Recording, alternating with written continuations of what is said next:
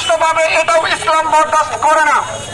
আপনারা সম্প্রতি সময়ে জানতে পেরেছেন আমাদের এই দেশে ব্রাজিল, আর্জেন্টিনা আরো বিভিন্ন দেশের পতাকা যখন উড্ডীন করা হয়, ওড়ানো হয়, তখন এদেশের কিছু সুশীল নামের কুশীলদের চুলকানি হয় না, তাদের কোনো অসুবিধা হয় না। ব্রাজিলের পতাকা উড়ে অসুবিধা হয় না, আর্জেন্টিনার পতাকা উড়ে অসুবিধা হয় না। যখনই আমাদের এই দেশে ইসলামের কালিমা খচিত পতাকা উড়ে, তখন তাদের অসুবিধা হয়। আমাদের মনে প্রশ্ন আছে, এদেশ মুসলমানের দেশ, এদেশ ইসলামের দেশ, এদেশের প্রশাসন মুসলমানের ট্যাক্সের পয়সা দিয়ে চলে। তাদের অত বড় দুঃসাহস, এদেশে ইসলামের পতাকা ঝুলালে তারা নামিয়ে ফেলে। আমরা তাদেরকে দেখতে চাই।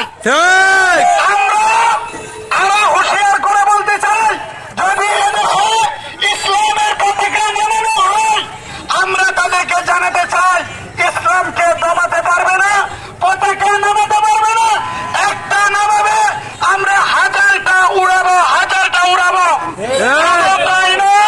শুধু তাই নয়, এই দেশে বসবাস করে যারা ভারতের দালালি করবে, যারা আর্জেন্টিনা আর ব্রাজিলের গোলামি করতে পারে, আমরা নিষেধ করবো না।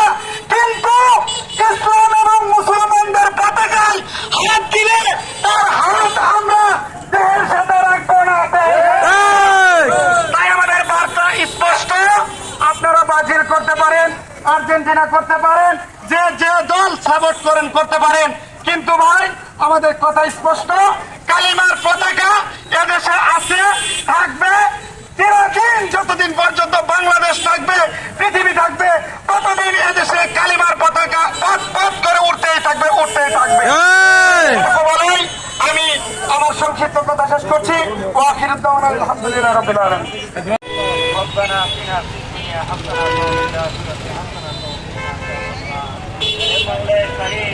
তোমার কালিমা তোমার জমিনে প্রতিষ্ঠিত করার জন্য উলামায়ে কেরাম, আম জনতা এই জমিনে সকলকে দেখায় দিল যে এই জমিনে তোমার কালিমা উড়বে।